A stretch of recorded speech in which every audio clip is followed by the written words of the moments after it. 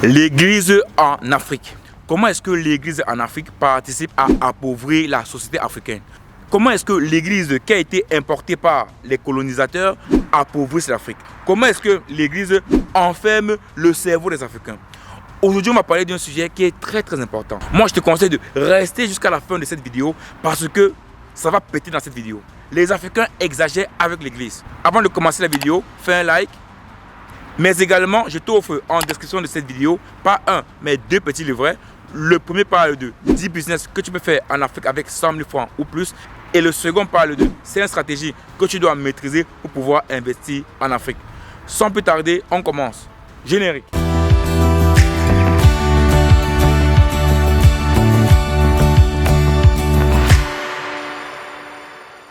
Hello à toi, moi c'est Arthur Ngawa, salarié, investisseur et commerçant.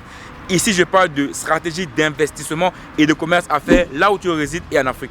Donc, si comme moi, tu es salarié et aimerais atteindre ta liberté naturelle, tu es sur la bonne chaîne. Je t'invite à liker, à t'abonner et à cliquer sur la cloche de notification pour ne rater aucune de nos vidéos.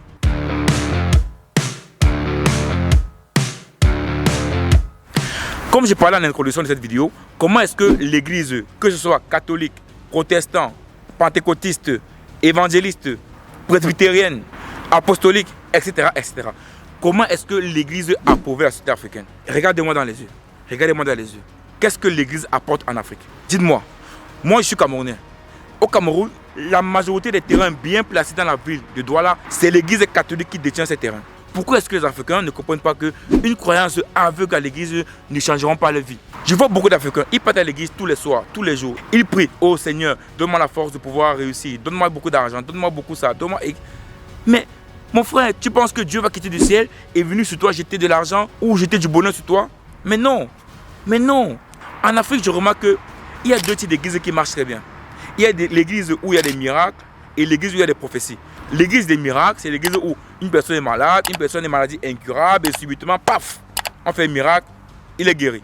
Voilà les églises qui marchent en Afrique. Et la seconde église qui marche en Afrique, c'est l'église des prophéties. Je te dis, dans ta vie, tu seras riche, tu auras beaucoup d'argent, tu vas être élevé, tu auras une grande maison, tu auras une grande vie, tu auras un bon boulot, tu auras ton bac, tu auras ton visa. Ces deux types d'églises-là, l'église des miracles et l'église des prophéties, sont les églises qui marchent en Afrique. Et les gens croient bêtement à ce type d'église. C'est-à-dire, les gens croient aux miracles et ils croient aux prophéties. Moi, je vois des personnes qui partent à l'église tous les jours. Ils dépensent des sommes colossales. C'est-à-dire, une personne part à l'église, il donne 20 €, 30 €, 40 €, 100 € en quête. Et comme ça, souvent, toutes les semaines. Les églises ont déjà assez d'argent. Prends cet argent-là, tu l'utilises pour investir. Prends cet argent-là, tu l'utilises soit pour investir, soit pour le mettre sur tes enfants. Les églises des miracles et les églises des prophéties, c'est des églises trompeuses. C'est des fausses églises. Les Africains doivent arrêter de dépenser l'argent dans les églises. L'église n'apporte absolument rien en Afrique. Moi, je vous dis ça. Je sais que beaucoup de personnes vont m'insulter après cette vidéo. Mais concrètement, qu'est-ce que l'église apporte en Afrique? Moi, je parle beaucoup plus en termes d'économie. Ok, d'accord, on croit en Dieu, Dieu existe. Mais qu'est-ce que l'église apporte en Afrique? Depuis que tu vas à l'église, depuis que tu pries, est-ce que ta situation a changé? Je ne vois pas. Au contraire, tu passes ton temps à dépenser tout ton argent dans l'église. Comment est-ce qu'on va apprendre aux Africains que l'église ne peut pas les apporter la liberté ni la richesse? Pour avoir la richesse et la liberté, il faut travailler. Moi, ici en Europe, une fois je suis allé à l'église, un dimanche à 18 h comme en Afrique, et dès que j'arrive à l'église, je ne vous dis pas combien de personnes j'ai trouvé à l'église de 18 h en Europe. Il y avait à peine 15 personnes à l'église. Une église grande, c'est-à-dire que plus grande que la majorité des cathédrales en Afrique. Mais il y avait 15 personnes dedans. J'ai dit, putain, comment est-ce que ces personnes qui sont venues avec l'église en Afrique, chez eux, eux-mêmes ne partent pas à l'église? C'est bizarre. Donc cela signifie que nous les Africains, nous sommes cons. Est-ce que vous savez qu'en Afrique, il y a des pasteurs millionnaires en dollars? Si vraiment ces pasteurs-là sont là pour prêcher la parole de Dieu, vous pensez que c'est normal qu'ils sont des millions, des milliards, ils roulent dans des grosses voitures, dans les jets privés et ils n'aident pas les populations? Pour vous, c'est normal? Pour vous, c'est vraiment un homme religieux, ça? Pour moi, ce n'est pas un homme religieux. Pour moi, si c'était vraiment des hommes religieux, avec tous les millions qu'ils ont, ils devaient prendre cet argent-là pour aider les personnes en Afrique, pour aider les pauvres en Afrique. Au contraire, ils vivent la vie de luxe. Mais toi, ta vie est comment? Tu prends ton petit 1 €, 2 € que tu as pour les donner à un millionnaire, pour qu'il s'enrichisse encore plus. C'est normal ça? Je ne suis pas en train de vous dire que Dieu n'existe pas. Tu peux prier Dieu, tu peux croire en Dieu sans toutefois aller dans des églises pour dépenser ton argent n'importe comment. Mais oui, c'est possible. Moi, je suis un croyant. Ne pensez pas comme je parle, je ne suis pas un croyant. Moi aussi un croyant. Je pense que Dieu existe. Mais je ne peux pas aller dans une église dépenser mon argent n'importe comment à des personnes qui sont millionnaires. Mais non, parce qu'eux-mêmes doivent être des exemples. Moi, je respecte les prêtres et les pasteurs qui ont décidé d'aller travailler dans les orphelinats, d'aller travailler pour des personnes qui sont faibles, pour leur donner de la joie, pour leur donner de l'envie de vivre. Ces personnes-là, pour moi, ce sont des vrais prêtres, ce sont des vrais religieux. Oui, pour moi, ce sont des vrais religieux. Pas des personnes qui sont pasteurs, qui roulent dans des grosses voitures, qui sont à l'aise, qui vivent une belle vie et qui disent que non, je prêche la parole de Dieu. Non, pour moi personnellement, tu ne me prêches pas la parole de Dieu. Une personne qui prêche la parole de Dieu, pour moi, on doit le voir dans sa vie.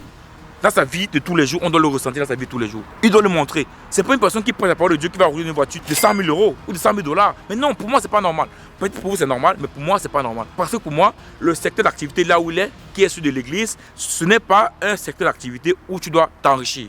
L'église, c'est pas le business. Et c'est pour cela que l'église ne paye pas d'impôts. Parce que l'église, ce n'est pas un business. Ces pasteurs, ces églises profitent du fait qu'ils ne paient pas d'impôts pour encore plus s'enrichir. Et moi, personnellement, je ne sais pas pourquoi les États africains ne taxez pas ces églises-là. Les gouvernements africains, taxez-moi les églises qui se font des millions de dollars, des millions et des millions d'euros. Taxez-moi ces églises-là. Il faut les taxer. Vous prenez l'argent chez eux pour pouvoir investir dans l'économie. L'église va continuer à s'enrichir et la société africaine va continuer à s'appauvrir. Donc, toi qui regardes cette vidéo aujourd'hui, si tu es un grand fanatique de l'église, ce n'est pas mauvais. Ce n'est pas mauvais. Mais quand tu vas à l'église, va prier ton Dieu et rentre chez toi, c'est tout. Pas à l'église où tu dis, je vais faire la quête de 200 000, je vais faire ça, ou je vais devenir riche. Non. Va à l'église, tu pries ton Dieu, Seigneur, protège-moi, donne-moi la santé, donne-moi la force de travailler, de gagner de l'argent qui me permettra de mettre ma famille à l'abri du besoin. Voilà ce que tu dois dire à l'église. Et tu ressors de là et tu te mets au travail. Et non, ne crois pas que tu vas arriver à l'église, tu ne penses pas qu'on va te donner prophétie, toi tu seras riche et tu vas devenir riche. Mais non. L'église est en train d'appauvrir les Africains. Et je pense qu'aujourd'hui, la nouvelle génération que nous sommes, on doit réfléchir autrement. Je ne te demande pas de ne pas croire en Dieu, je ne te demande pas de ne pas aller à l'église, mais je te demande de réfléchir autrement. Ta main de faire. Moi, par exemple, je vous dis clairement, moi quand je parle à l'église, la quête, je ne donne jamais la quête.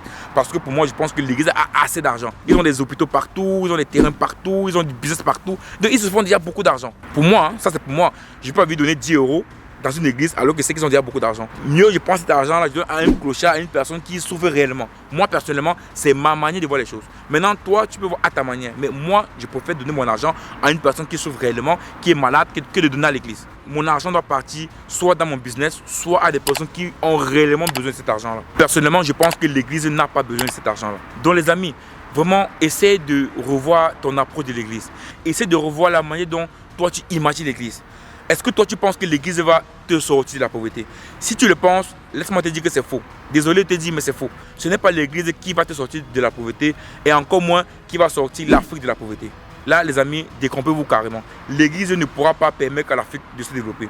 L'église peut apporter des connaissances, peut enseigner le savoir-vivre, peut enseigner la rigueur dans le travail, peut enseigner l'honnêteté, peut enseigner l'amour du prochain, l'amour de l'autre. Mais l'église ne va jamais t'enseigner comment faire pour t'enrichir.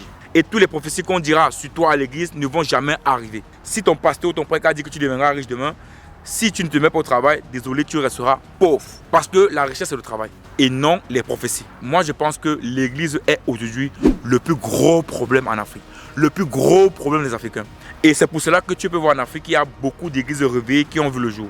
Pourquoi? Parce que l'église est devenue un business. Tellement les Africains sont pauvres qu'ils pensent que c'est en allant à l'église qu'ils auront le miracle, qu'ils auront une prophétie. Peut-être c'est à cause du désespoir. Quand on n'a plus d'espoir, des fois on se tourne vers des miracles. C'est-à-dire l'église, vers la sorcellerie, parce qu'on espère qu'on va sortir de la pauvreté. Si tu veux réussir, prends ton courage à deux mains, lève-toi, prends le peu d'argent que tu as et lance-toi. Parce que c'est de cette manière que ta vie va changer. Voilà ce que je voulais partager avec toi dans cette vidéo aujourd'hui.